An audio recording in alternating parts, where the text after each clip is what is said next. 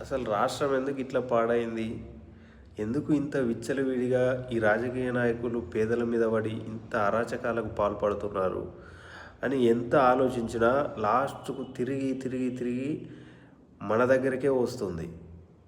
మనం ఈ ఓటుకు నోటు తీసుకొని మన ఓటుని అమ్ముకుంటున్నాం చూడు, అది వాళ్ళ బలం అవుతుంది.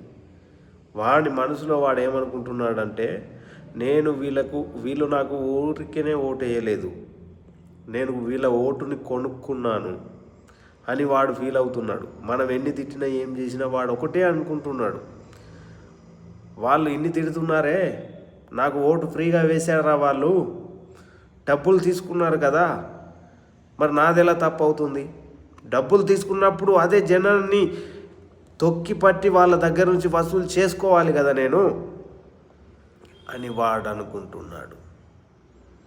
వాడు అది అనుకొని అలా చేస్తున్నాడు. ఇంకా 3 సంవత్సరాలు ఉంది రాజకీయం. 2 సంవత్సరాలు ఆడదే చేస్తాడు, దోచుకోవడమే చేస్తాడు. మనం ఎన్ని చెప్పినా ఎంత ఏడిచినా వాడు వినడు, వాడు దోచుకుంటాడు.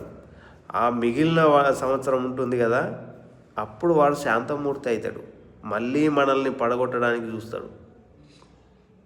ఆ సంవత్సరం ఒక్కటి మనకు ఫ్రీగా వదిలేస్తాడు.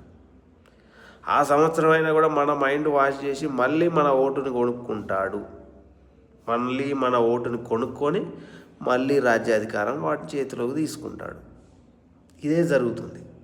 సో ఇక్కడ మనం రాజకీయ నాయకుడిని నిందించే ముందు మనది మనం నిందించుకోవాలి.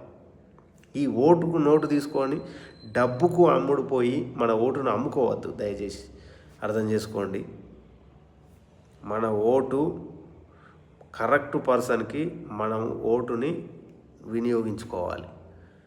మనం ఓటుకు నోటు తీసుకోకుండా ఓటు వేసినట్టయితే వాడు డబ్బులు ఖర్చు చేయడు, వాడు అవినీతికి పాల్పడడు, మన రాష్ట్రం అభివృద్ధి చెందుతుంది. అందుకని దయచేసి ఈ రాష్ట్ర ప్రజలందరూ ఆలోచన చేయాలి. డబ్బులు తీసుకొని ఓట్లు వేయకండి, మీ ఓటును అమ్ముకోకండి. తర్వాత మీ ఇండ్లు, మీ జాగలు, మీ భూములు ఇవన్నీ కోల్పోకండి. మీరు తీసుకునే ఆ 500 రూపాయల ఒక్క నోటు మీ జీవితం మొత్తం పోతుంది.